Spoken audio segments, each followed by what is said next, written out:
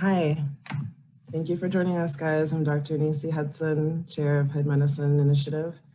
Tonight, we are joined by a CDC epidemiologist. It's going to be really exciting.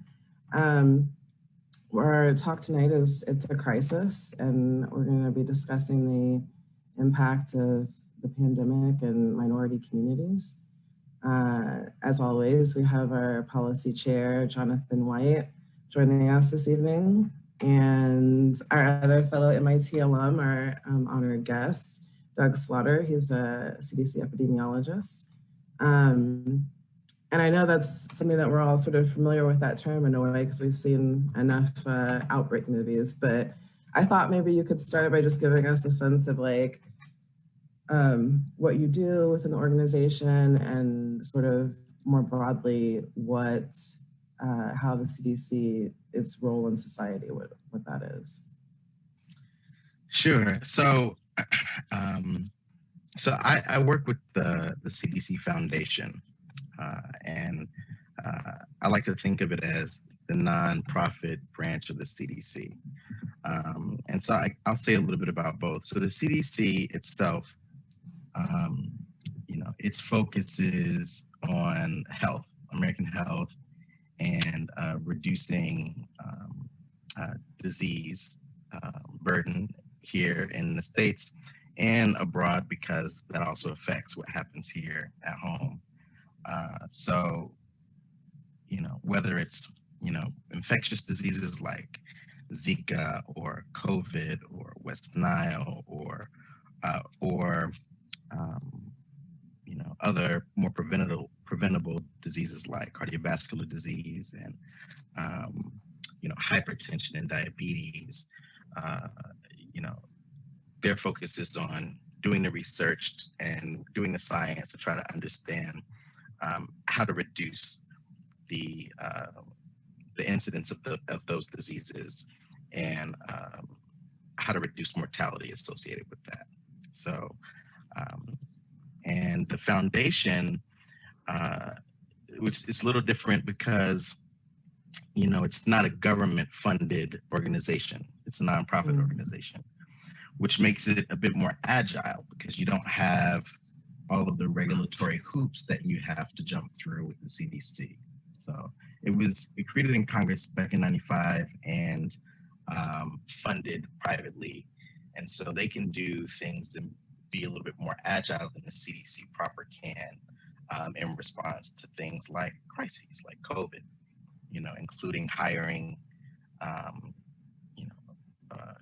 surge staff, hundreds of people that they can deploy to different parts of the United States that are in need of that kind of support. And that's how I found my way into the CDC Foundation. See, and so sort of in general, what does an epidemiologist do? We study disease in populations. So, for example, with respect to COVID, an epidemiologist is concerned with how it spreads, right? How fast it spreads, how easily it spreads, what needs to, does it spread by touching the same thing that's the same thing that someone that was infected touches, or does it spread by sharing space and air with someone, through fluids, through air? And epidemiologists are interested in the impact of that disease, right? Does it create a heavy disease burden, like a long-term situation that you have to deal with, or is there mortality associated with that disease? So understanding those things and trying to reduce those things is the purview of an epidemiologist, and designing research studies and analyzing data in order to do so. So I guess why we were, excited to have you on is, our organization, Head Medicine, we're concerned with the fact that, you know, with sort of a general lack of national leadership throughout the pandemic, certainly in terms of the sort of public health campaign messaging that is so important that the CDC is doing, no one's listening, right? And so there's like, you know, that we saw that there was a need and that, you know, these communities needed like a trusted voice to explain the virus, to like explain everything about the vaccines and why you should get vaccinated, and also to just have an outlet, I think, almost to explore that trauma that influences the mistrust of the government and medical system among minority communities because of all of the history of medical racism and unethical human research in our past. And so I guess one of the things that we're sort of interested in getting to is sort of looking at how you guys take those things into account. Like I noticed on your website, you kind of break down the demographics of like the death rates and the infection rates. And so I wondered if you would talk a little bit about what you're seeing in terms of, you know, in the Black, Latinx, Asian communities, sort of what's going on with the incidents. Sure. So, you know, I would say at the beginning of the pandemic, almost a year ago, right? There wasn't really a focus on collecting data related to race and ethnicity. You know, everyone was just trying to figure out, you know, for lack of a better way to put it, what's going on? How do I not die? What is COVID? Where did it come from? You know, there was a lot of unknowns. There's still lots of unknowns, but we know more than we did. And, you know, I think over time, you know, once research started to show that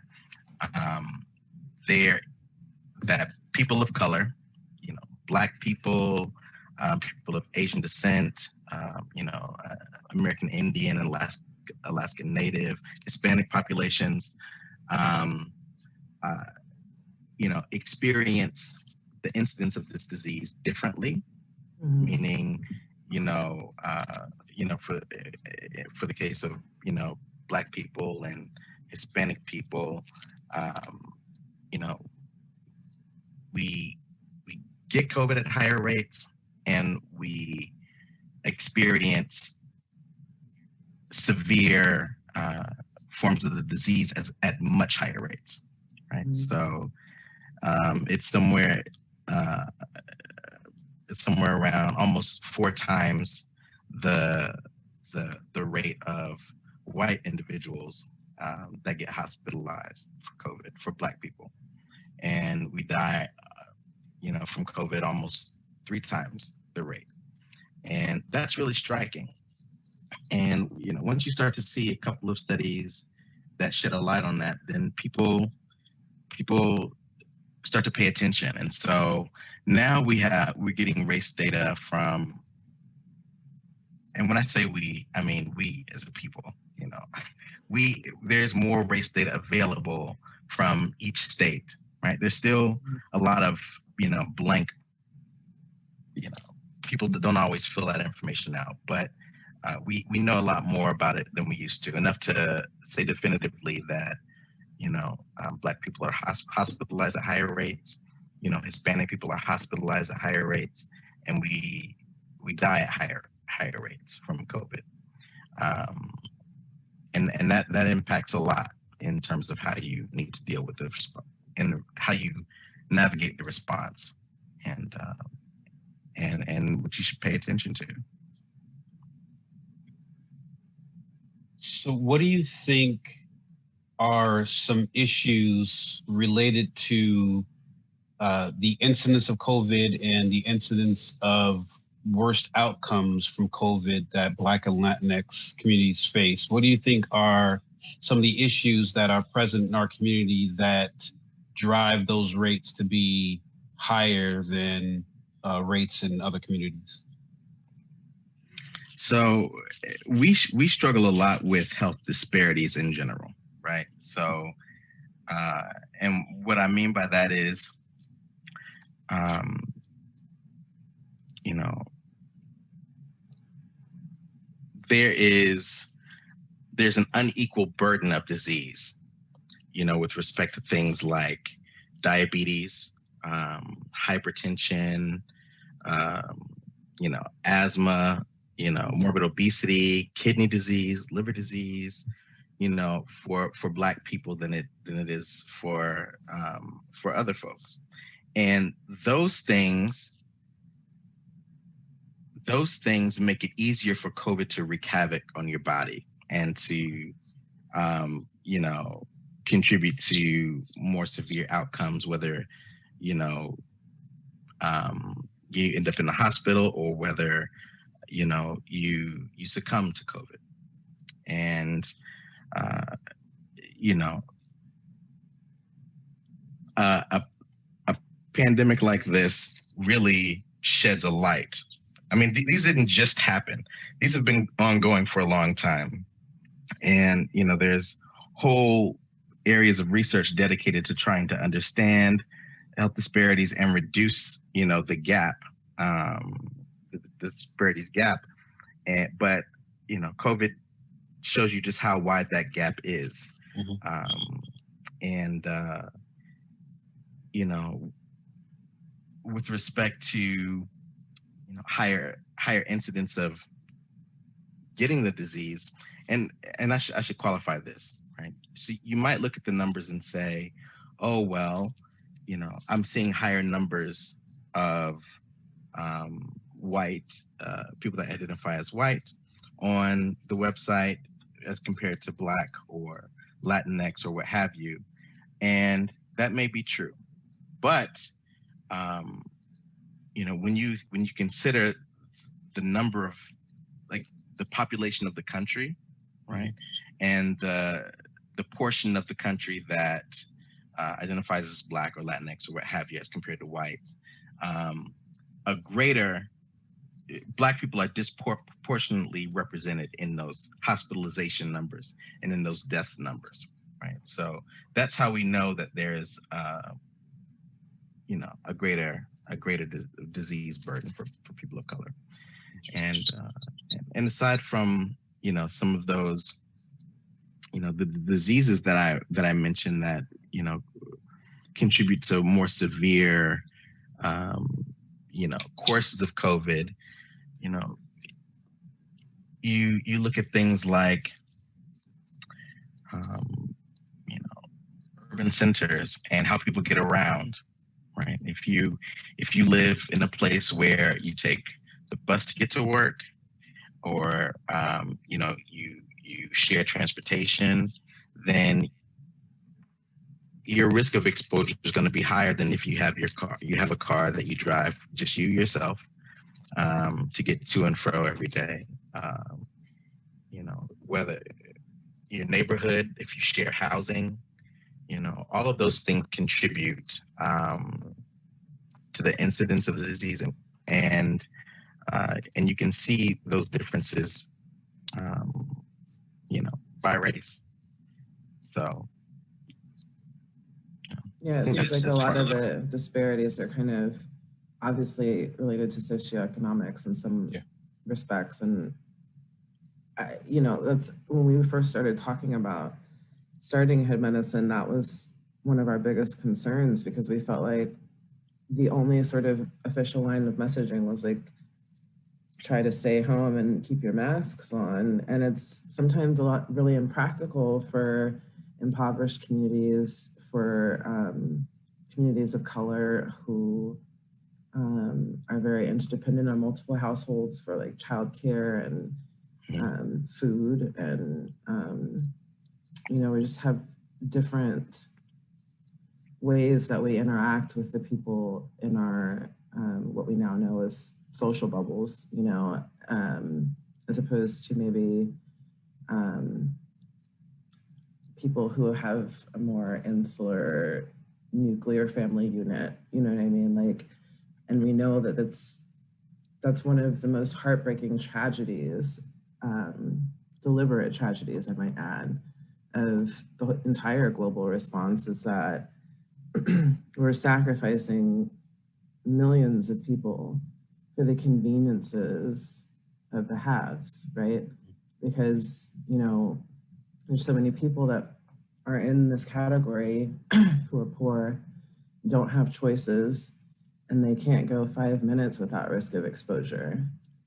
And I just want to understand from your perspective professionally, from your agency's perspective even, how much of a challenge is that to begin to try to conceive of how you could cover populations that the government typically disregards completely. And now you have to come in and try to cover all these people that don't have healthcare, that in many regards are invisible. You talk about some of the immigrant populations that are being persecuted by ICE in ways reminiscent of another era. You feel me? And so now we've got places like New York where they have to make legal mandates, you know what I'm saying, just to be able to encourage these people to come get vaccinated, because they're scared Gestapo gonna be waiting in a van in the parking lot. So there's so many people that we can't even think about covering to get vaccinated because they're afraid to go anywhere, because if they know that they're coming, ICE is gonna be there. Whoa, I didn't think I'd get that. It's a little early for that, sorry. But that's what that's what I want to get into. How in your profession do y'all conceive of meeting that challenge? So I can speak for myself, you know, Okay. And that's a hard one. You know,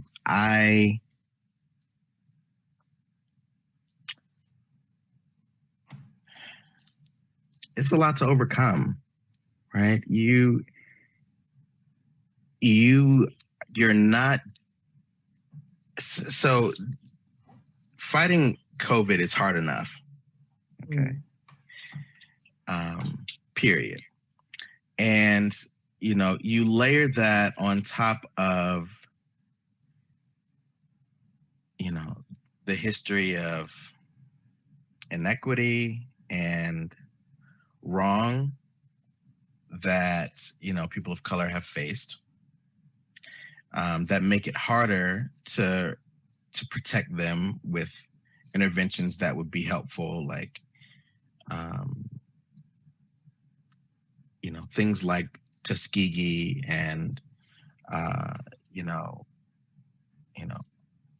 almost all of modern OBGYN medicine have made, and rightfully so, Black people distrustful.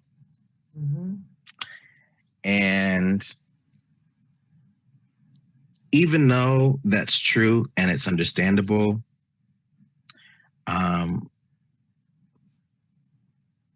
you know, we still need vaccines to help us get through this, right?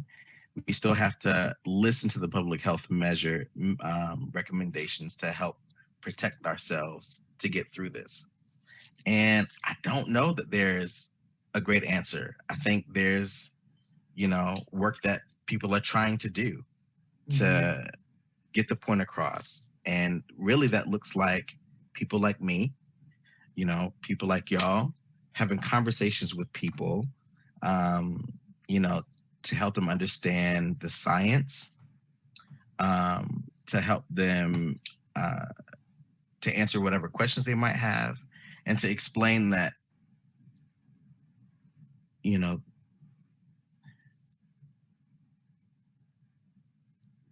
the way things don't look exactly the way they did years ago in terms of how vaccines are developed.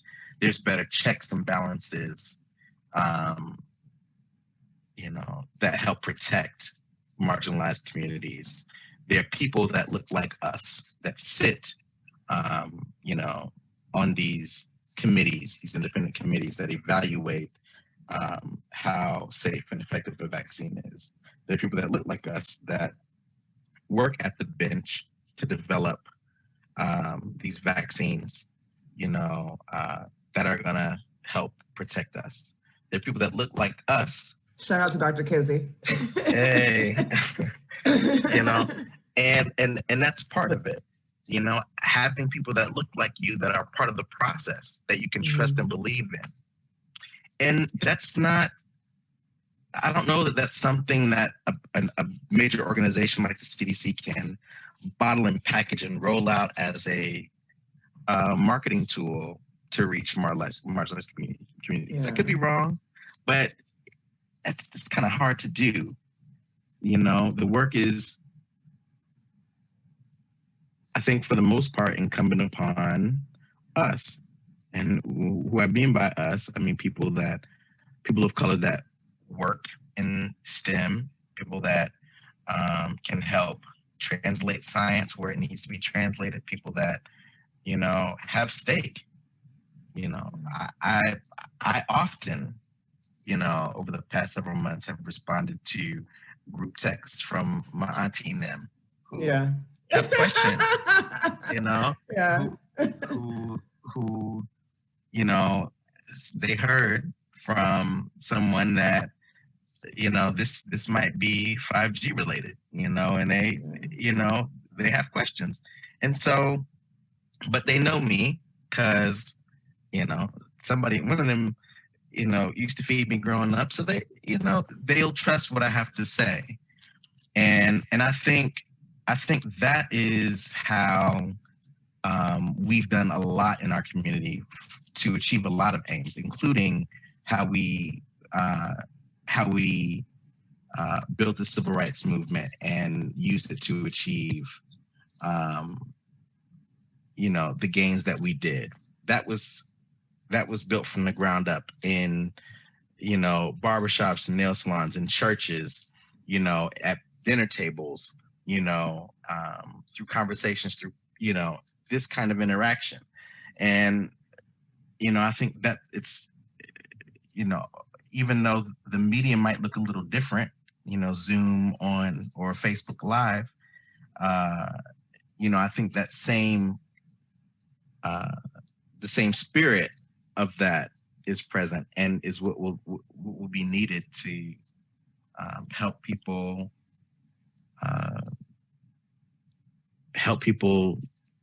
to get through this, to bring them to a level of comfort where they understand what they need to do to keep themselves and their families safe, and what to do when they're offered the vaccine.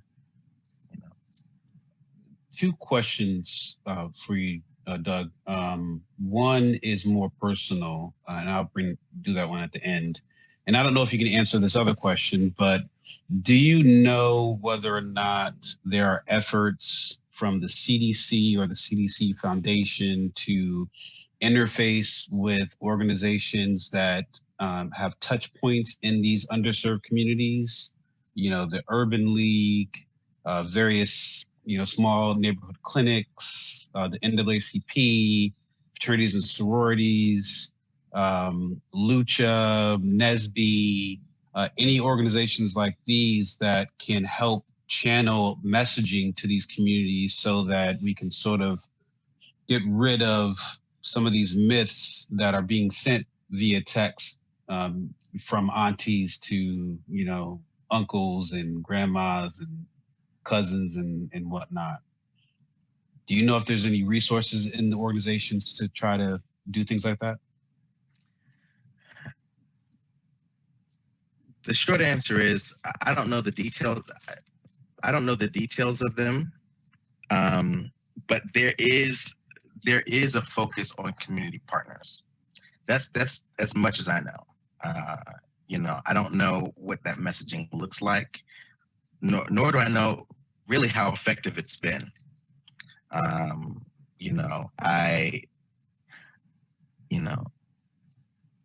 It has to be a key component in this because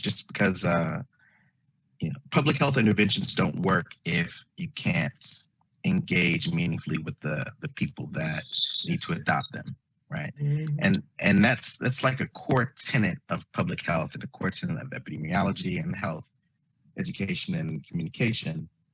And I've seen, I've seen bits and pieces here and there that lead me to believe something is going on with respect to that, but I don't know the details of who they've engaged with or what that engagement looks like.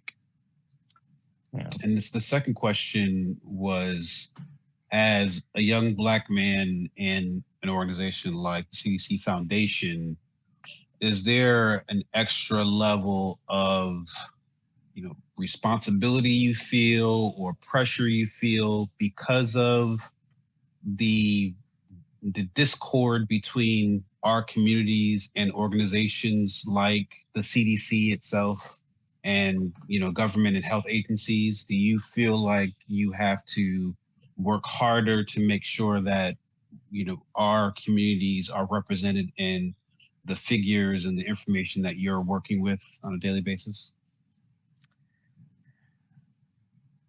I don't, but I think that's just because of my particular role.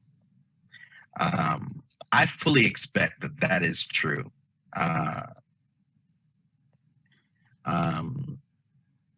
For people that are more directly engaged with like public health messaging, right? Or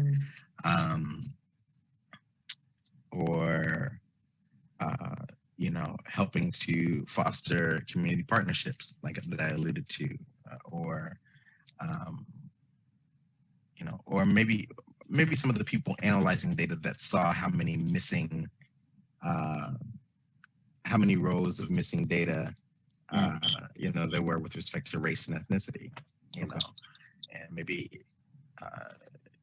highlighting the need to get those populated, which maybe contributed to why we know what we know now about how great the disparities are with respect to morbidity and mortality by race. I feel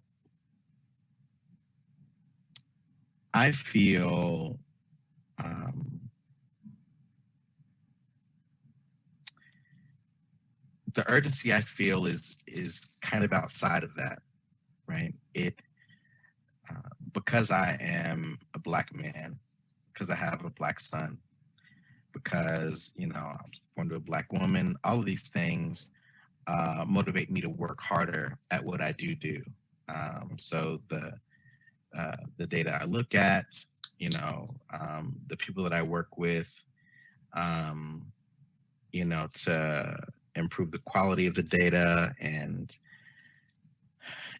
developing the processes to make sure that we have what we need to analyze in order to, glean inferences, to make decisions, to do the science, all those things. I'm motivated to do those things more intensely, but I think that's outside of my role, really, because of how I live in the world. And and to do things like this, right? To talk to y'all about what's going on. That's a piece of it too, right? Because I'm invested outside of my formal role and my regular work, and what happens to people that look like me. That's actually the reason I became an epidemiologist in the first place. And so the short answer to your question is yes and no. I get it. Yeah. I thought maybe we could discuss for a minute some of maybe what might be people's most pressing questions in terms of how they view the CDC and what's been going on thus far. And I guess first I just want to talk a little bit about the vaccine in terms of the plans there. I think maybe people have questions on testing and vaccines because there's a lot of recommendations on your site. And so, so I guess to start, in terms for our listeners, just to kind of run through the basics really quickly. So we all know like COVID is a coronavirus, right? That's the type of virus that it is. And viruses themselves are parasitic pathogens, meaning they need hosts to survive.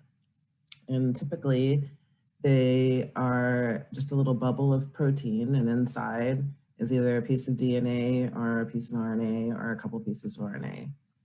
And in this case, with the coronavirus, it has the spikes on the outside, and that's how it sneaks into your cells, right?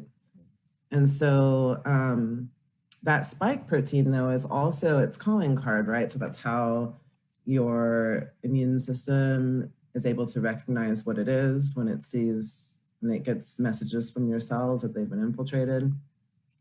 And that's also like the target of a lot of like therapeutics, antivirals that they're working on right now.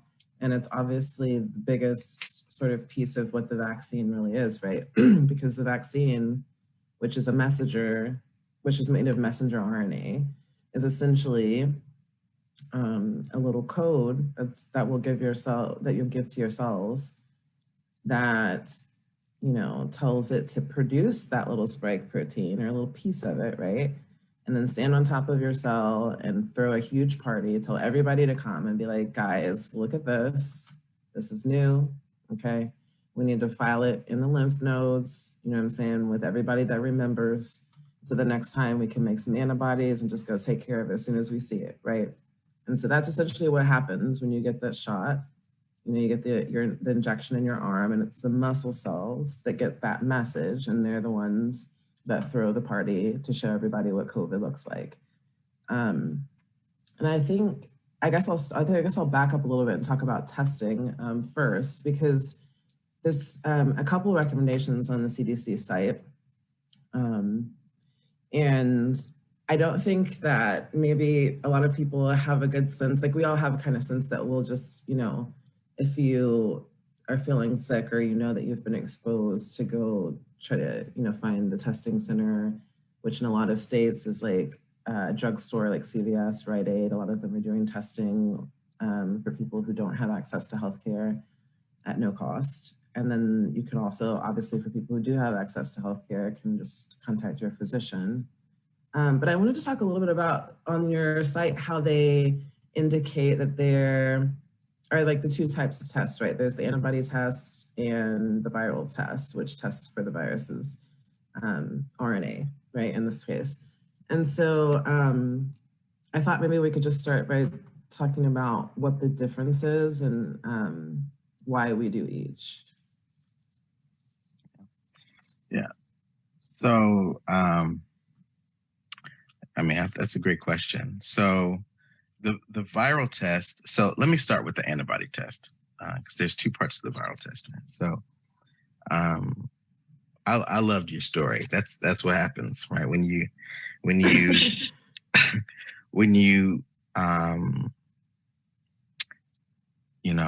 the spike in the coronavirus is its calling card. So, when you get sick with coronavirus, for example, and you're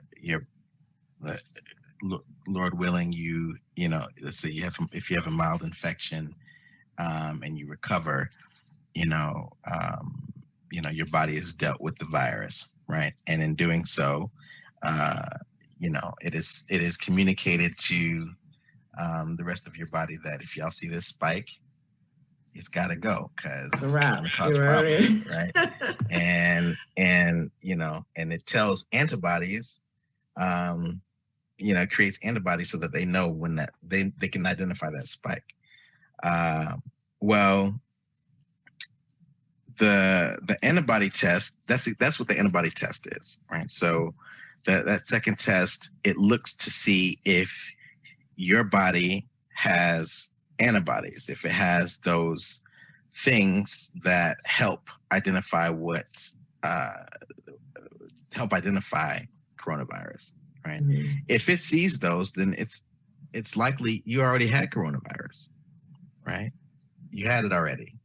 And so, and when you had it, you know, if you're around people, they may or may not have gotten infected or what have you.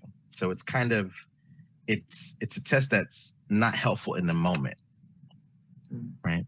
The viral testing helps you to discern active infection.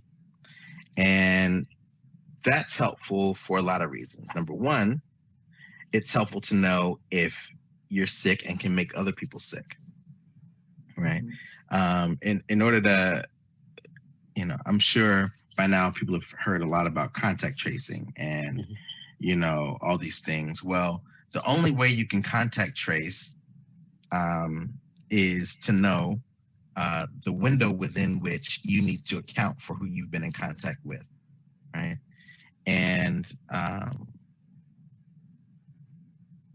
in order to know when that window is, you need a viral test to tell you, oh, you have active infection. So from, you know, from this date to this date, you know, we need to account for who you've been in contact with to let them know that, you know, they may have been exposed to coronavirus and they should get tested, right? That process is how we try to outrun how fast COVID spreads, by getting as close as we can to catching people before they infect other people. Right? And the viral test is a part of that. The challenge with that is, you know, there are different kinds of viral testing. The gold standard, like the one that's been tried and true that we rely most heavily on, is called a PCR test. And that is the test that notoriously takes longer, like, you know, anywhere from 2 to 3 days on out to, you know, 7 to 10 days, depending on how, you know, understaffed labs and, you know, public health infrastructure is, right? There's, you know, that sample has to be collected, it has to be delivered to a lab, it has to be processed. Those results have to be communicated to the district or the state Department of Health, who then has to see it, you know, reach out to that person who may or may not answer the phone, and, you know, begin the process of contact tracing. And that's how you get behind, right? There's another test that, you know. Doug, I don't mean to interrupt you. Before you go to the next test, I just want to explain what PCR, the PCR test is. Yeah. PCR, for folks who don't know, is preliminary chain reaction. And it's essentially a method where scientists can copy strains of DNA over and over and over again so that they can amplify a piece of DNA that may be found in your body to a high enough level to be able to recognize it, and also recognize it compared to other pieces of DNA that they find in your body as well. So that's why it's a much longer process than the other ones, because it's actually a numerous steps involved in being able to do a PCR reaction and making sure and validating that it was done correctly. Right. And that's a big difference between which you just mentioned about the genetic material. That's a big difference. Difference between that and the other test that I'm about to mention, which is you know, an antigen test, which, you know, often gets nicknamed like a rapid test.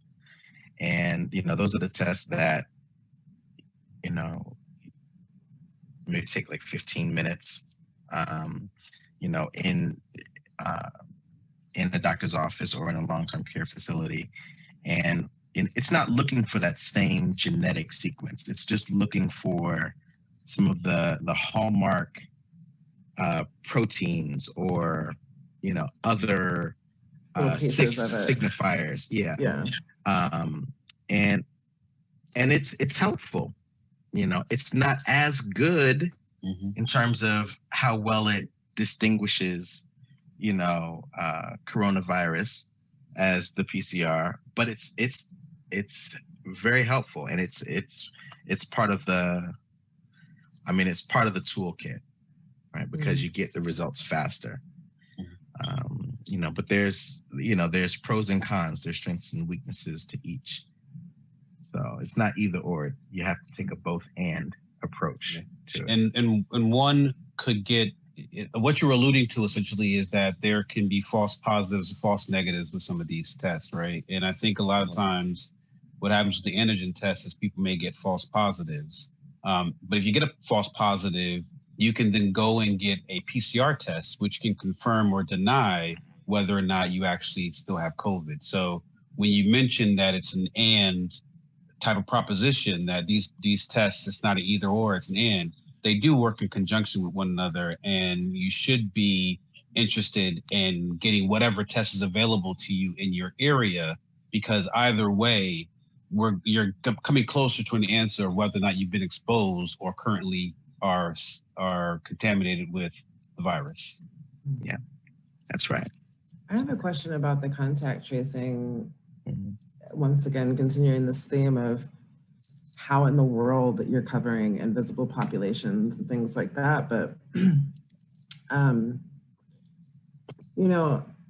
can't even imagine the challenge. Like when I try to think about what your contact tracing looks like, I just imagine like a bunch of squiggly lines, to be honest. But like, how do you do effective contact tracing when you're faced with a pathogen that like half the country thinks is a hoax? As best you can. Yeah. And, and that's part of, that's one of the obstacles you have to continually work against, right? The misinformation, because, just because there are people, or there's this belief that it's a hoax, it's not real, that doesn't change the fact that the virus is spreading at a very rapid rate. So, and that you have to. Yeah, I guess I just mean, but are you getting like adoption of your contact tracing like instructions when, like you said, you try to call people and follow up with them? Are people like actually being responsive in that way? Yes and no. And I'll say two things. Number one, you run into some of the same challenges well, I don't know what else to compare it to, but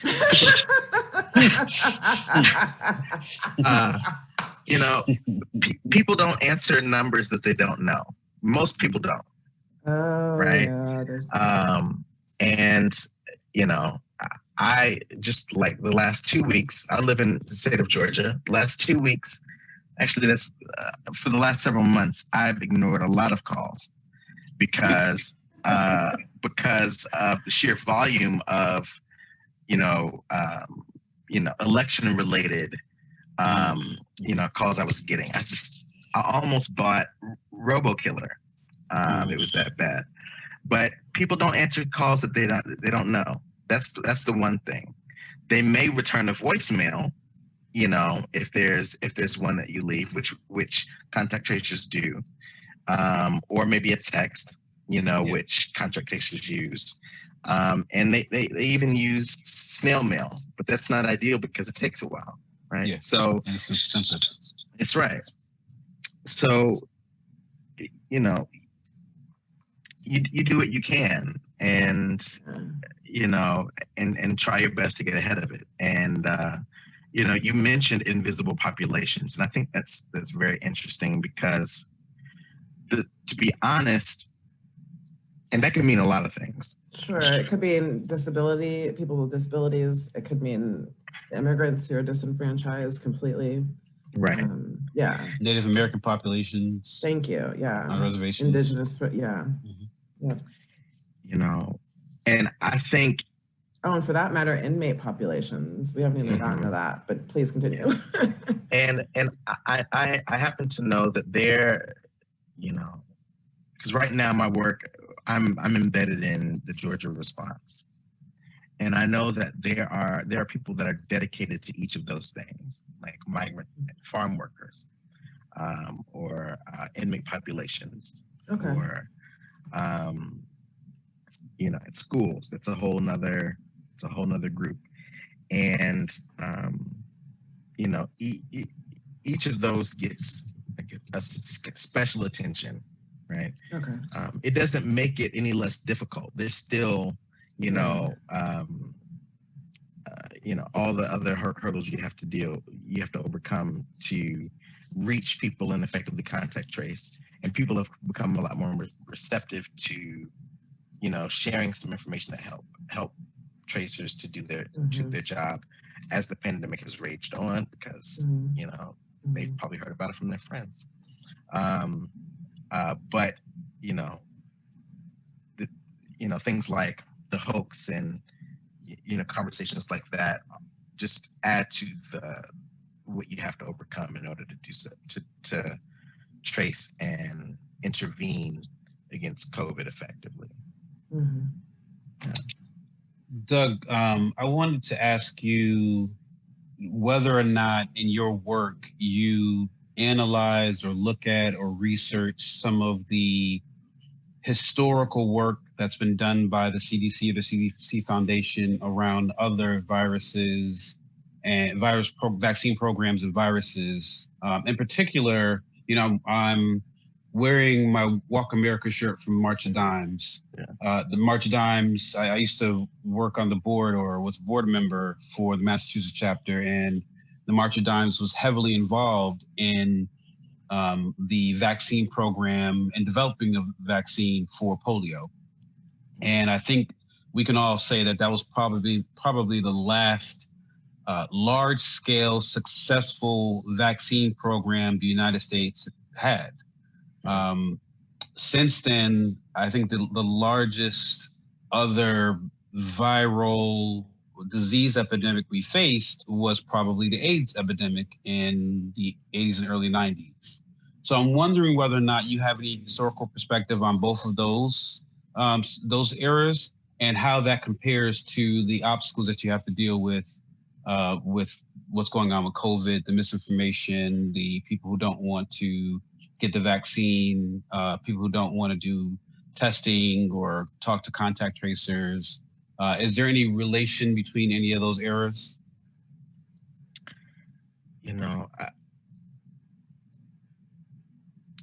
I know this just because of my exposure to,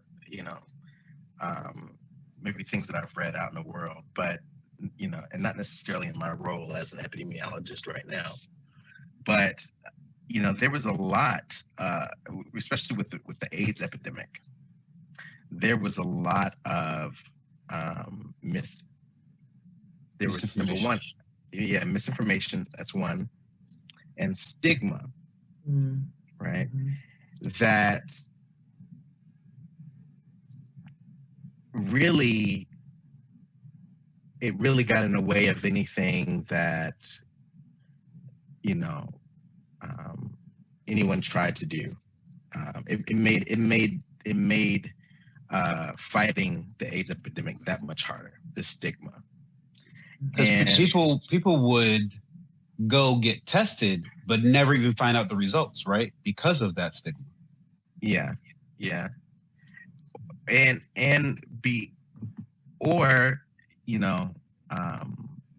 not get tested at all because of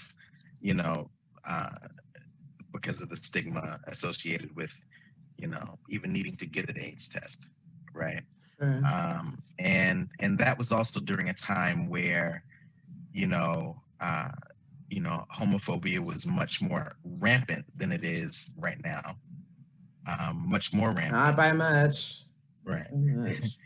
and it was associated, AIDS, initially they labeled it GRID, right? Gay-related immune disease. Wow. And wow. In the midst of rampant homophobia, How do you even, one is not going to share that they got an AIDS test, really. One is probably not going to get an AIDS test. That's going to, and testing is necessary. It's like it's one of the key things in order to know what to do about any rampant raging disease, to know what the incidence of it, what the spread of it is, how fast it's moving, how many people already have it, and I say all that to say that I think some of that same stigma was present, early in the disease and throughout early in the pandemic and throughout a lot of it. People would, hide their diagnosis, and not want to share with people they've been around or close to that, they tested positive for COVID, because people viewed it almost as like a leprosy diagnosis, like that you were a leper if you had COVID. And I think that's a very, that's unfortunate, and it really gets in the way of, eradicating disease, right? If you have to. Interesting comparison though, because I always feel like I wish it was leprosy or Ebola or something that was visual. If people were bleeding out of their eyeballs, people would take it a lot more seriously. But you're right, people you're right, in the beginning there was kind of that stigma in a way. And so if you can't get, if people are worried about stigma, you can't get them to share who they've been around, because they don't want the other people to know, right? And so those are some of the things that contribute to how it rages unchecked. And so I'm trying to, so circling back to more directly answer your question, if I haven't already, J-Dub, is, the stigma is one parallel that I've seen, in this pandemic. And I think it's better now than it was. Mainly because so many people have had it. Someone in your family that's had it, or has been severely, has been in the hospital or has passed away from COVID. No one has been left untouched. And so, that works against the stigma because it's more relatable for everyone. And, that's an unfortunate positive. But that is one parallel that I see with some of the historic, pandemics and major disease spread we've experienced here. And I think because there have been some technological advances, and I was too young during the AIDS epidemic to really understand what was going on. A lot of what I know about the AIDS epidemic has been things I've learned as I've gotten older and read, and spoken to other people. But I would imagine, and it seems as if the ability to interface with people, get people tested, let them know about their status, has been much better, with this, because of the technological advances we've had, cell phones, text messaging, things that being able to tell people how to get tested on the internet and in Facebook groups.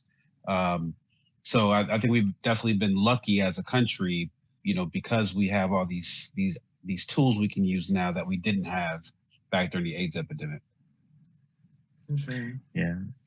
And to add to that, there's a really, really important cultural aspect to that, right? It's cool to know your status, right? Like for you to not know is probably more taboo than it was before. Yeah, absolutely. To be tested.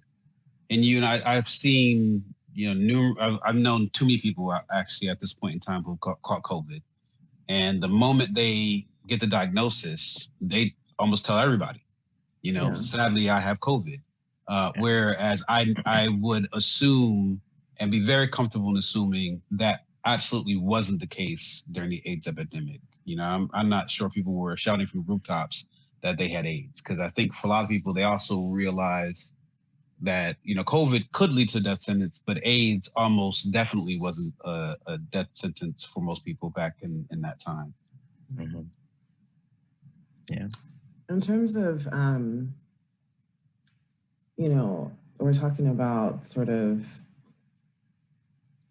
how prevalent COVID is now. And, you know, I think we could just throw away the whole notion of a second wave, because we're going to ride this first one till the wheels fall off, right? Yeah. So it's like, so it's like, you know, in terms of,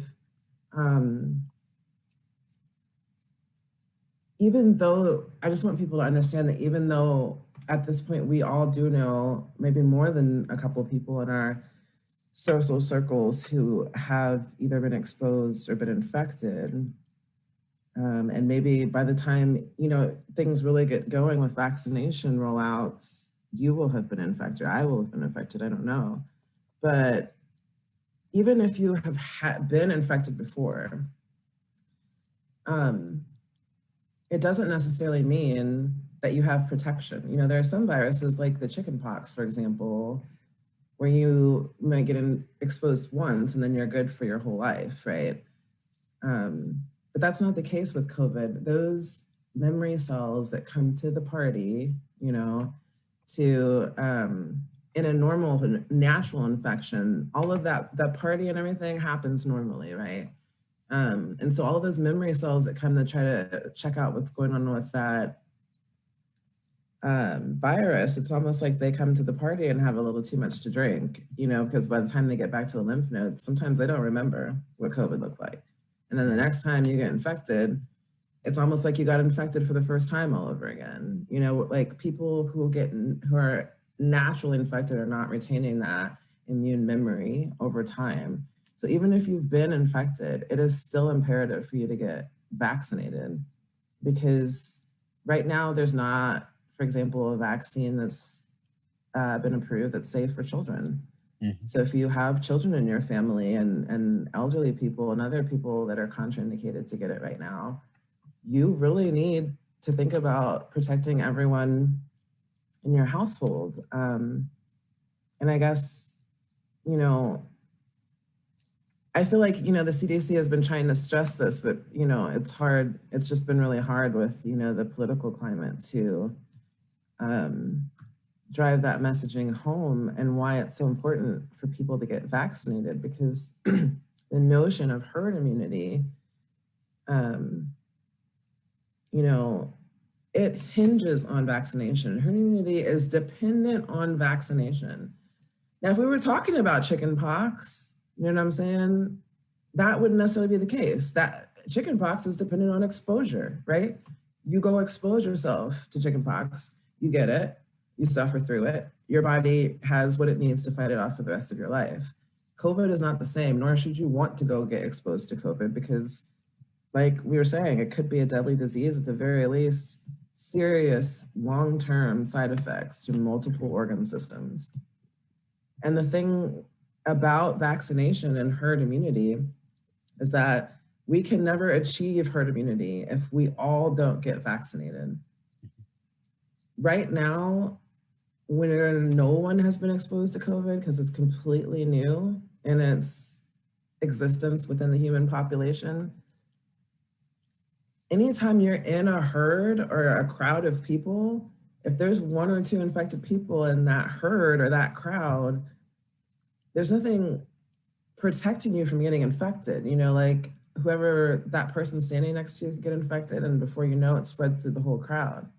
But then once we all start to get vaccinated, and we're saying like what, 75, 80% of the population at least, once we all start to get vaccinated, then when you're in that same herd or that same crowd, if one or two people is infected in that crowd, the virus isn't going to have that much of a chance to spread from person to person to person, because we're talking about like proximity.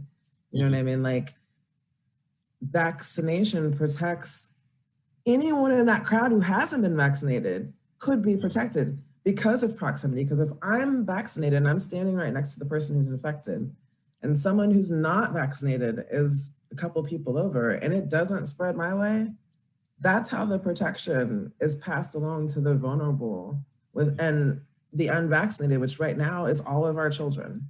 You know what I mean? So it's like, in order for us to establish what herd immunity truly means, we all have to be vaccinated. Yeah. And even to piggyback off of that, if you think of the fact that our kids are probably more susceptible to being spreaders of the virus, being vaccinated means that if your child comes home with the virus, they're not going to give it to you. And in turn, you're not going to give it to somebody else. Or if they give it to you, you have the necessary machinery built up and established in your body to fight it, and to fight it quickly and fight it hopefully effectively.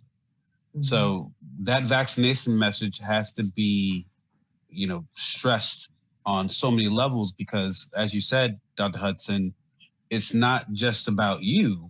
We're literally all in this game together. And we had this conversation the other day where, the concept of herd immunity usually I think is considered in the larger picture of society. But we also have to be concerned with our pocket communities, right? These local micro herds, right? Because we tend to live with and interact with people who look like us. So, for instance, and just to give an example, if 75% of the white population gets vaccinated, but 10% of Black folk get vaccinated, Black people are still very susceptible to getting the virus because that herd immunity is not within our community. So we have to make extra special steps of making sure people in our pocket communities understand that they have to be vaccinated in order to protect people that look like them. In order to protect yourself. Yeah. I wondered if you could speak on that, Doug. Yes, when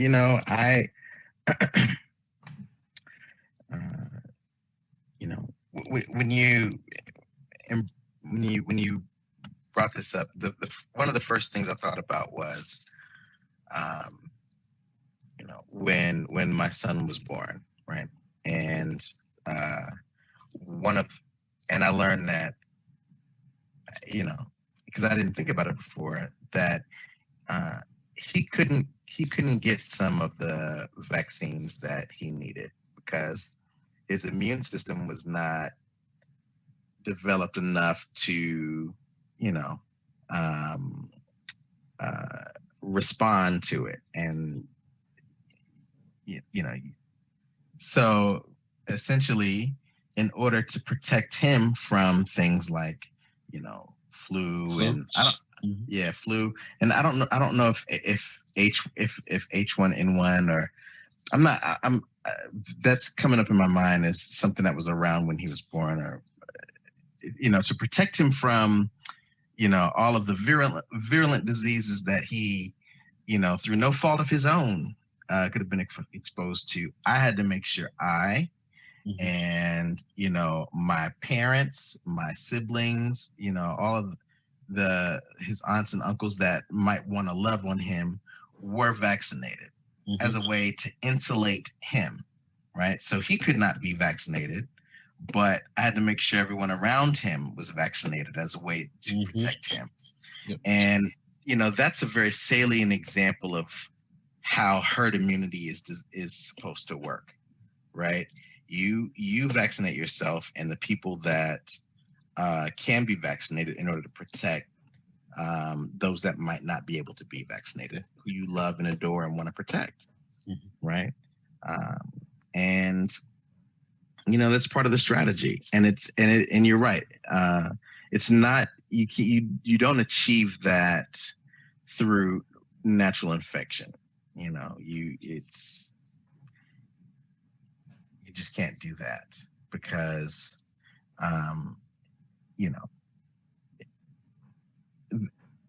number one, it would take years, and number two, because of the rate at which people die from a disease like COVID, a lot of people would succumb to the virus. It doesn't make any sense. And I remember months ago when there were all these discussions about, we're going to rely on herd immunity, just get the virus. And, once you get it, once we all get it, we'll all be okay. I realized just, how much work needed to be done in terms of helping people understand the science and, working on the messaging around that, because people didn't know. And so, it required an explanation from people that they trusted to explain it to them.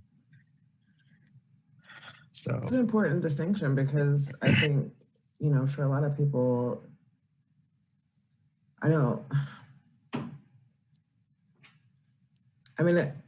it's a product of all of the propaganda and disinformation and all of that, plus, people not having a lay level of understanding about the science in itself. And all of that contributes to it. I just feel like, a lot of people, even now, still kind of have that attitude. And it's just like, yes, that, again, like I said with the chickenpox, that is a way to achieve herd immunity through exposure, right? Yeah. Essentially vaccination is executing that same process biologically. It's just artificial because you're injecting yourself with it instead. And it's also usually a dormant version of the virus, or in terms of this mRNA vaccines that we have now, it's, just a piece of, one of the recognition proteins.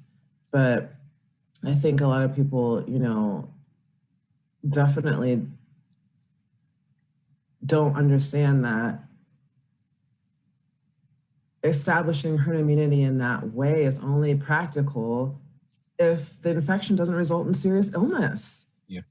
And that's where we see, where you talk about this epidemic, this pandemic has exposed the cracks in our system and the inequities that exist. To me, it's exposed the depravity of humanity, because we see how little we value life on a global scale. And how much more we prioritize the economy. Unless the life is in the womb. Nobody really cares about that either. That's just a talking point to preserve people's moral arrogance. But it's unfortunate. We're depraved, because one of the things that we have found in developing our messaging is that we have to throw out most of the things that we talk about in terms of trying to encourage people to think of their vulnerable family or try to protect their community. They don't care. We try to tell people, save yourself. We don't know anybody that cares about their neighbor by the evidence. Yeah. So it's unfortunate. Sometimes I feel like it's time for us to go the way of the dinosaurs after what this pandemic has exposed about humanity. And I think that's why for us, we're just trying to ring the alarm and be like, I know this expression stay woke is completely overused and has been reappropriated as an insult for people who want to live in a more equitable world. But when I say stay woke, what I mean is don't sleep, because we will go extinct if we continue the way that we're going right now. Yeah. We talk about a population that's only hovering around 13% of the general population, but we're dying at 3 times the rate of everyone else. Yeah. And another level to what you're saying, Dr. Hudson, is don't let ignorance kill you, right? Because you not knowing got the whole World Wide Web at your fingertips, don't do it. You not knowing, you not understanding, you not having an accurate picture of what this all means will kill you. Yeah. And one of the things we talked about as well is this new, or not very new, but this idea that you can be reinfected. So people are going around, they're like, oh, I caught COVID already, I'm good to go. but there are cases developing each and every day of individuals who are possibly or potentially being reinfected with COVID. So that, you having been infected or you having been exposed isn't necessarily going to save your life either. You still want to be vaccinated to ensure that you have the highest probability of not having an adverse reaction to a COVID infection. That's true.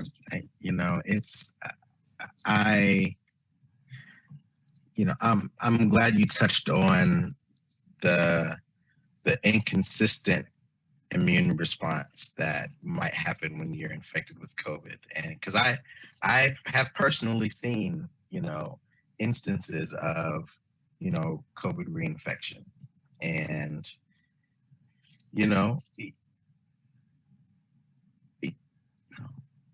this is all still new, right? So even though we know a lot more than we did when we started this, there's still a lot more to research and understand.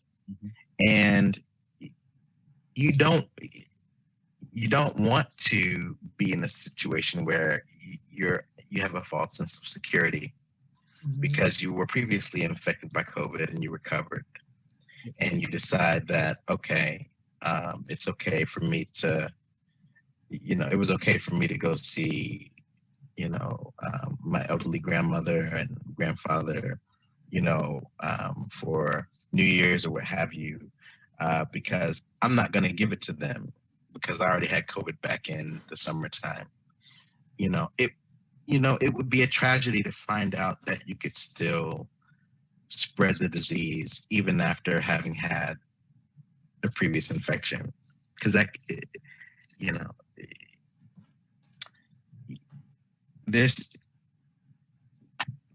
we still have research to do on some of this. I know, it's like, y'all won't give the scientists a chance to figure it out for nothing. Stay home. Come on, give us a shot to answer some of these questions. And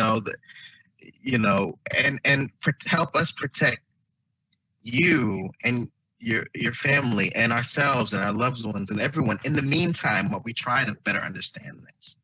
And so I think that, some of the public health recommendations and, the focus has been with that in mind, right? Like, do these things, please. It will help all of us, reach the other end of the tunnel. And even though there's still lots of unanswered questions that, people are doing the work to answer, in the meantime, we know that at least by doing these things,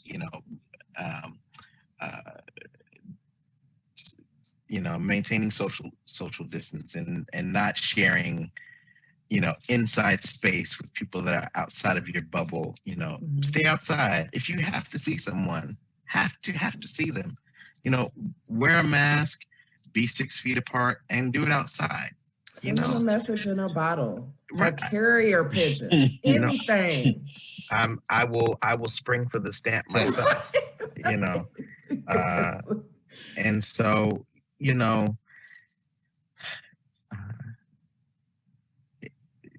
it's such there's so many layers to, this disease, the response to it, how you decide what to analyze and understand and research first, in order to, maximize how effectively you can intervene against it. There's so many layers. And what it comes down to for me is how to best protect the people around me and the people that are willing to listen to what I have to say, and what I can say to get them to heed my words, and trust me. And, and I say and do what I can to achieve those ends. I'm glad that you made that point because, at the end of the day, people, I feel like people do have that mistrust, but we need to understand that there's discipline and caution involved here. It's not, and it's hard for people, I think, because we've never had to be so protective about ourselves. You know, you talk about like the AIDS crisis, you know, there were several layers of intimacy, you know, involved with exposure, you know, to HIV. COVID has removed all those layers of intimacy where all you have to do is breathe in the same space as somebody and you can get infected. And so I think a lot of people don't understand the discipline. It's one thing to like be discriminating about your sexual partners. We all should be, you know, that's easy to do, but to discriminate against every single person you talk to or breathe around, you know, that's something that we're not used to. So it's kind of unprecedented. So people need to really understand the discipline and the caution it's going to take. I like to talk about my family a little bit because, you know, my father, who's no longer with us, would be about 95 if he was alive today. And he was in World War II. And he was, you know, just kind of sharing some of the things like, you know, like if you think about like the people in Britain, for example, you know, they had to go a really long time, like not turning the lights on at night. You feel me? So the bombs couldn't see, you know, like to like protect against like bomb squads. And that meant the entire population had to turn their lights off at dusk and keep that going. You know, like that takes discipline. And we are just not in a place in civilization. You know, there's some countries like, you know, like that have that sort of societal structure where they are able to drive rapid adoption of mandates of their citizenship. But a lot of these democratic nations, you know, we're not built like that. We're built on individualism and personal freedoms and everything else. We can encourage the discipline that it's going to take to be cautious over this whole period until more of us get vaccinated. To hit us, both, to hit both the points you just made, Dr. Hudson. One of the examples I give folks about the importance of wearing masks is, you know, how many of us would on a regular basis have unprotected sex with every person we came in contact during the day? You know? Yes, because totally. Essentially when you refuse to wear a mask, you're having sex with everybody in relation to COVID, you're having sex with and not just every single person you encounter, but you're also having sex with every single person they encounter. Yeah. Right? So when you put it in those terms, who wants to do that? You know, and so you talk about this need to, you know, our organization, our focus is getting people to want to look out for and protect themselves. Listen, you put a rubber on for a reason, right? So put the mask on, get vaccinated, protect yourself, because otherwise you're leaving yourself open to whatever everybody else you encounter has done in their entire life. And don't pretend you don't know how much we spit on each other when we talk. Someone is spit in your face, I know it. And you try to play it off and pretend like you didn't feel it. Like, that's not science. I've used that same exact analogy. No way. No, I'm not even, I've used those same exact words about,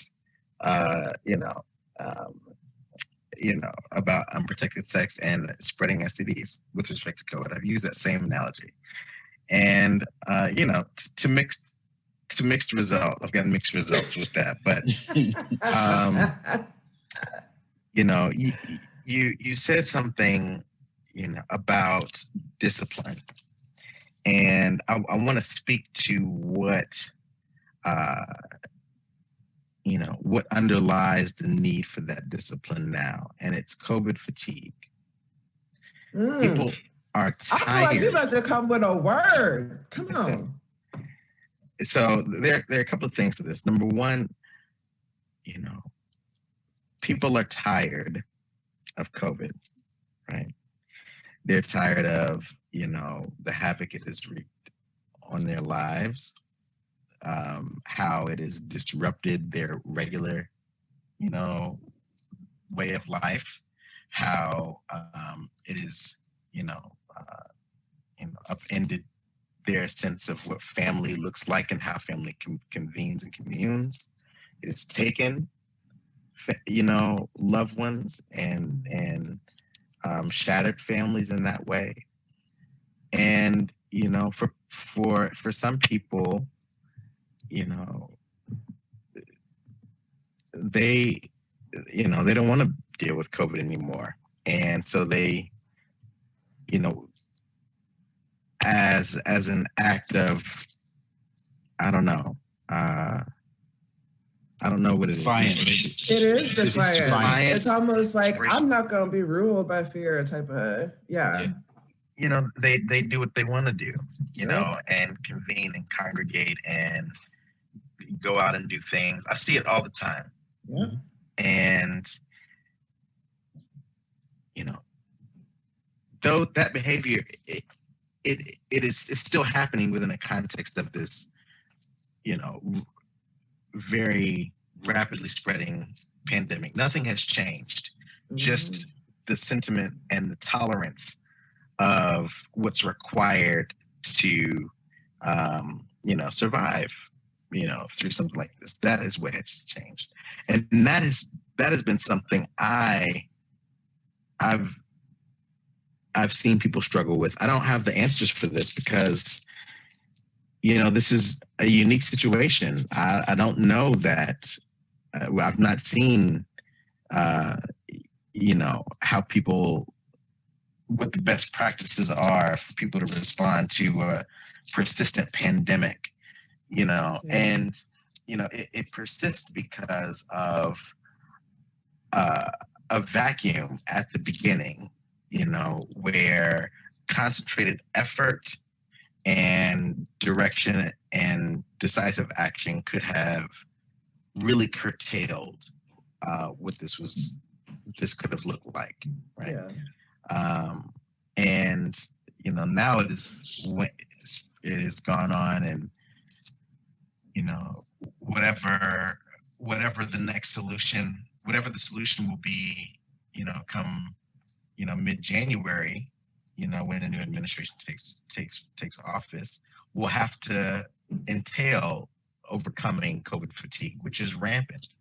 And it's it's rampant because of what travel looked like during Thanksgiving, what it looked like during Christmas, and the increase in the number of cases, hospitalizations, and deaths thereafter, right?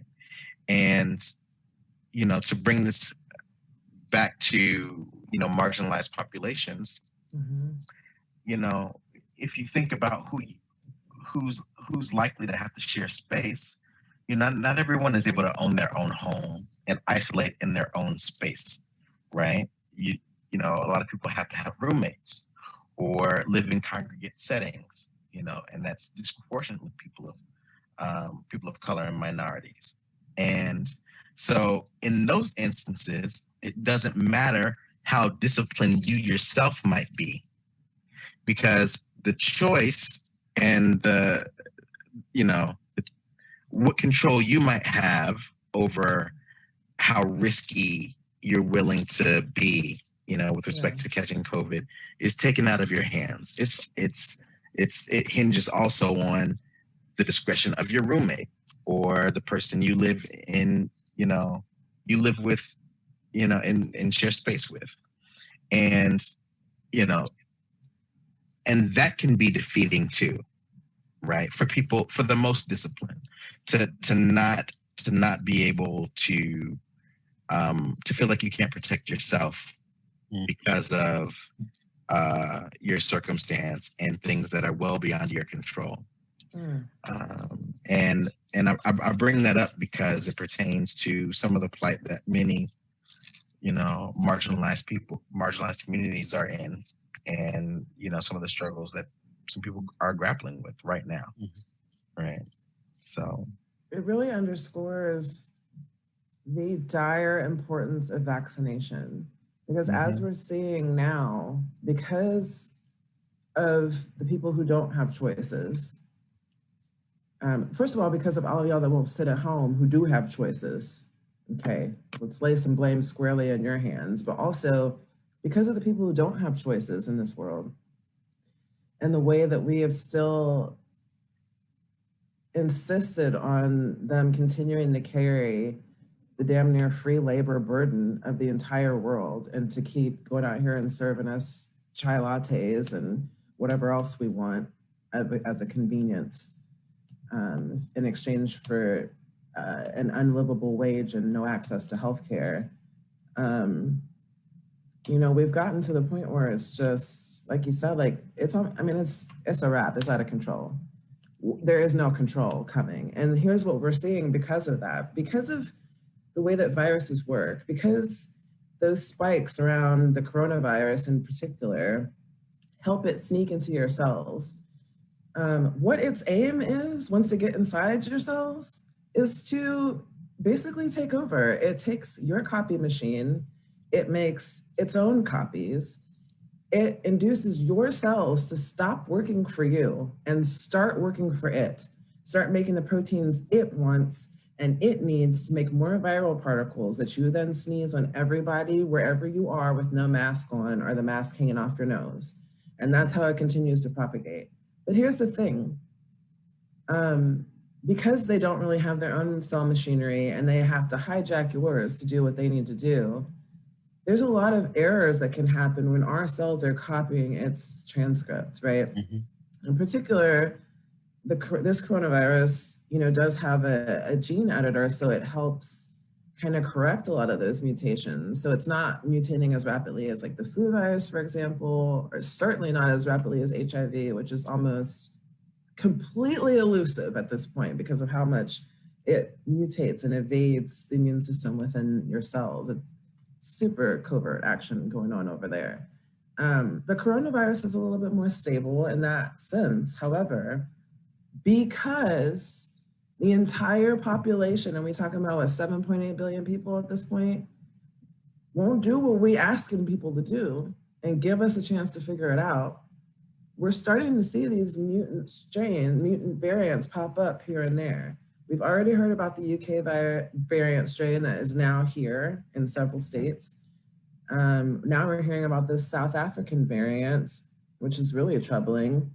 And I guess all of that underscores vaccination. The sooner we all get vaccinated, the sooner we stop giving it hosts to replicate within. And so that if you think about 7.8 billion people on Earth, that's 7.8 billion chances for it to come up with a new mutation. Right now, the UK mutation just makes it a little bit more contagious.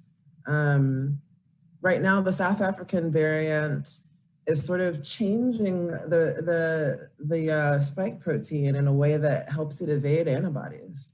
That ain't good. Both of these right now, at the very least, they're saying will still be covered with the vaccines that we have, despite the natural amount of mutation that we're seeing among the population. However, we don't get vaccinated and y'all keep playing, okay? We know what happens with crazy mutant strains. Like the questions we get all the time about zombie viruses and everything else, y'all giving it a chance to learn. You know what I mean? Like a new virus like this pops up here or there, and because of modern advances, you know, a lot of these things that have popped up like SARS and H1N1, we've been able to contain, you know. Again, this has to do with government measures and people adopting them and all of that, which isn't happening in our era right now. But those have cropped up and we've tried to put the lid on them here and there and everywhere. This ain't that. This is wild. It's just like, boom, I get to go through, I'm running up through all of y'all, okay? And what happens when you let that happen and ain't nobody, you know, have any immunity towards it, that's free reign. 7.8 billion people to mutate within. And this is only the first two mutations. We've only been in this a year. Y'all keep playing and don't get vaccinated. What's the new mutation gonna be? Y'all wanna take that chance? And Dr. Hudson, you mentioned the flu virus and how often it mutates, which is why we have to get a flu vaccine every year.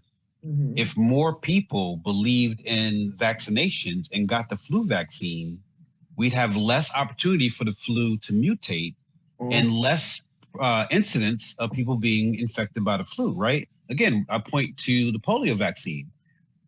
I don't know many people in my lifetime who've had polio, right? Yeah, but again, that's one of those visual diseases, though, right? Sometimes I feel like the messaging is easier when you see the debilitation of a disease. Because polio was really very debilitating. Totally. And now the way that we've suppressed so much in order to preserve the economy, in order to trick people into thinking it's cool to still send your kids to school and it's cool for you to go back to work and hawk my wares and make my coffee. You know, the way that we keep pushing people back out into groups for the virus to spread among us, and perseverance and preference and deference to the economy. You know what I mean? That's the most frustrating thing about this. I'm sorry to interrupt. Please continue. Mm-hmm. Frustrating. No, well, I was going to say, you know, if we have a vaccination program, if we have a communal response to coronavirus, as we did to polio, despite the different ways in which they present themselves, we could get to a point where we're not concerned about coronavirus spreading or mutating or killing anybody, because if enough of us get vaccinated, we can essentially eliminate it from its opportunity to replicate, just like you were saying earlier. And I want to touch something else real quick. We had a question in the chat from someone, Dorcas Richards, and I think this is directed to you, Doug. She asked, is it better to vaccinate a high percentage of the population with one dose and 60% efficacy, or a lower percentage of the population with two doses and 90% efficacy? So, I mean, that's a good question. So, one, you know, the research on the vaccines that we have available, like the Moderna vaccine and the Pfizer vaccine, that's built around a two-dose strategy, right? Mm-hmm. Like how the fact that it's so great, so effective, it's 95% effective, is it's all the analysis and how we interpret what we take from that data is that, okay, for this to be worthwhile, we need the two doses of that, right? If it were effective enough at one dose, you know, I think they would have offered, that would have been a legitimate pursuit, right? And it would have been developed as such. If it could have been meaningfully effective at one dose to intervene against coronavirus and stop the spread at a great efficacy and help us, then they would have done that. But it took two doses to get to a meaningful response. So to answer your question, I don't think there's a one dose versus two dose option really that's been studied, right? Because that you can use to say, oh, you know, it's better to at least have had one dose versus the two dose that's been built into, you know, the phased vaccine trial. You know, it's these vaccines have been through a multi-tiered process, you know, where they look at the safety of the vaccines, you know, what the side effects are, how effective it is in staving off infection, and you know, you can only rely on that science if you follow the prescription, right? Exactly. If you follow exactly. And I guess her point basically delves around right now we have a limited amount of a vaccine available. So do we spread that out as far as possible, or do we try to make people as immune as possible? And your answer, Doug, is the only way we've really tested this vaccine is by making people as immune as possible, is by giving them 2 doses. And so in order to move to a 1-dose process, we'd have to test it as a 1-dose process. And from what we've heard from these studies is when people get the 1 dose, they're still susceptible to very adverse effects of COVID. Right. That's right. So the 2 doses is what really prevents you from having an adverse or reduces the possibility of you having a significant and adverse outcome after getting infected with the virus. I'm sorry, Dr. Hudson. No, I'm sorry. Essentially, yes. And I think it kind of goes back to what we were saying about, the long-lasting immunity. I suspect that probably with 1 dose, it's somewhat comparable to just, natural exposure, where maybe it won't give you as lasting immunity as you would get with that booster dose. And it's not uncommon to have to do a booster dose of a vaccine, depending on the studies and the schedules that they recommend. I personally would, again, this is another thing driven by the economy, not by the science. There's all these conversations about splitting up the doses to try to get more people vaccinated, and it's just completely unreasonable to me. Do what the scientists told you to do. If everybody needs 2 doses, dole everybody out 2 doses, the end. It doesn't make sense to do it any other way. And it would be unfortunate if that's what we started doing. Because it's a waste then to me, like you waste in doses doing that. And this sort of segues into one of the areas that I think we wanted to close with, and that was, and this is to you, Doug, how much more difficult or how is your job affected dependent on the competence of the administration that's in power at the time, right? If you have a administration that believes in science, that is willing to fund science, and push best practices from a scientific perspective, does that make your job easier than a government that potentially doesn't necessarily believe in some of the science in there and just isn't pushing the right protocols forward, doesn't invest in the research that needs to be done at an adequate level? Do any of those control how easy or difficult your job is? You just answered the question, right?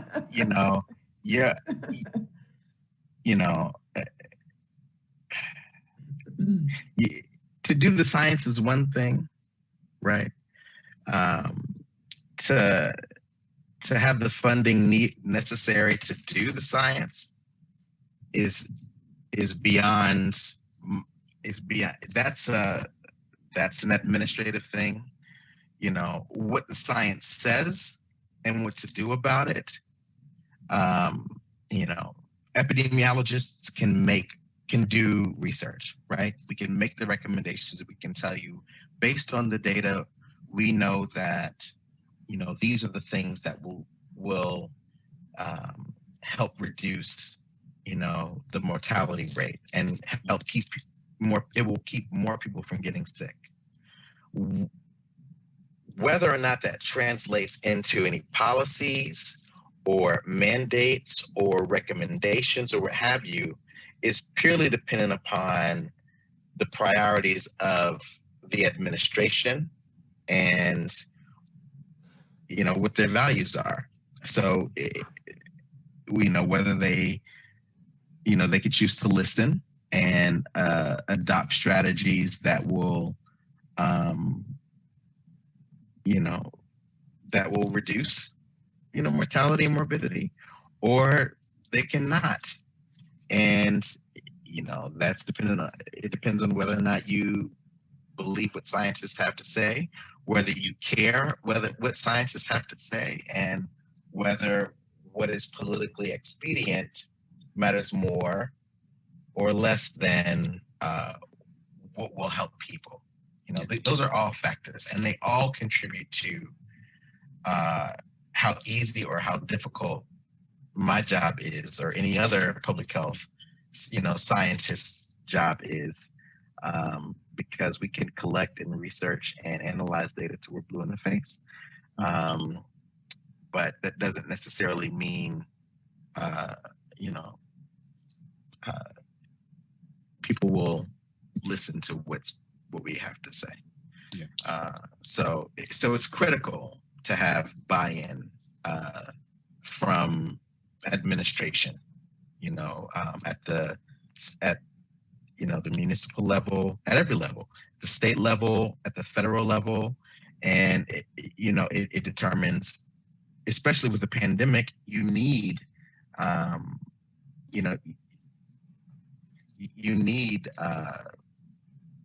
leverage beyond what you're able to do within your small sphere of influence, because it spreads. COVID can spread indiscriminately. So, you need some top-down influence to help. And you need it. I have a question also, as in terms of your sort of parting thoughts, but in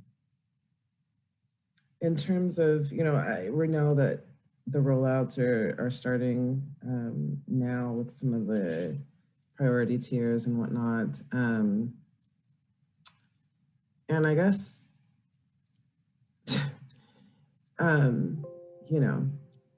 though we don't get to dictate those priority tiers, we do know that it is a priority to us that Black and Brown communities get vaccinated.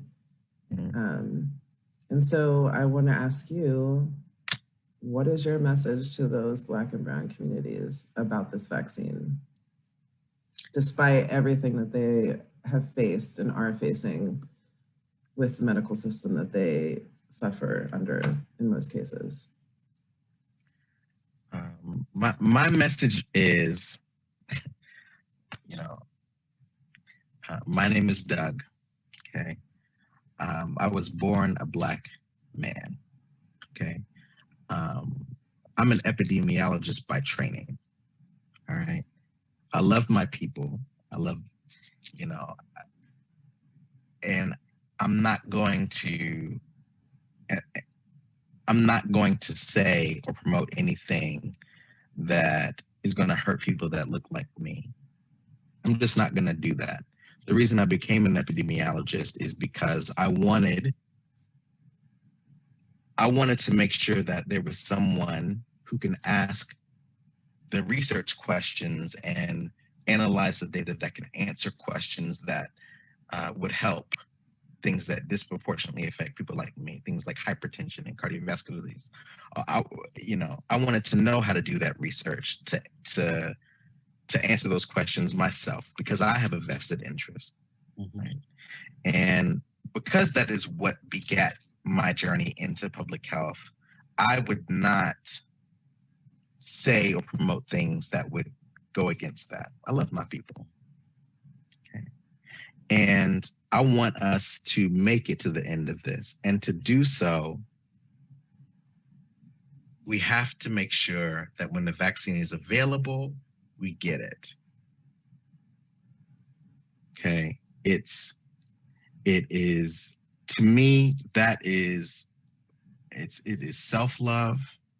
It is respect for our culture and our people, and deference to our elders and our ancestors. This wasn't built in a vacuum. This vaccine wasn't built in a vacuum. We helped to build this, right? And it is intended to help us.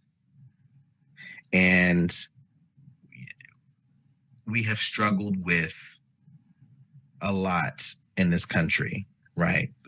Across the board. And I know that, especially with respect to medicine and public health, we have a checkered past, but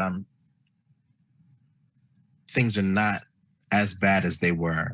We have people that have been at the table and that have helped to design this vaccine, that have helped to serve as a check and a balance to make sure that it is safe to use, to make sure that it is effective for us, and that we're not just taking something willy-nilly that's not really going to help us, but will, increase profits for a pharmaceutical company. This is not that.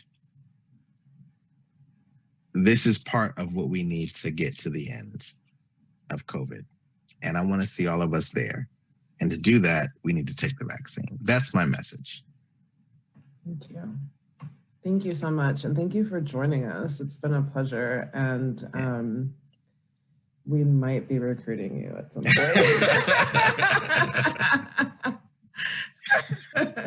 Thank you for having me. It's been a pleasure. We'd love to have you on again, because this conversation could go on for hours, obviously. But we're really appreciative to have you. Definitely. Yeah. Thanks for having me. Love the nerd pride. Oh, always. Yes. MIT. Let's go. All right. Yo, Doug, love you, brother. Thank you so much for coming out and helping us, and we really appreciate it. And I know for a fact that somebody will benefit from the information that we were able to disseminate tonight on this video. So thank you very much. I hope so. Thank you, everyone, for joining us. Have a great evening. Stay safe. Get vaccinated. Thank you.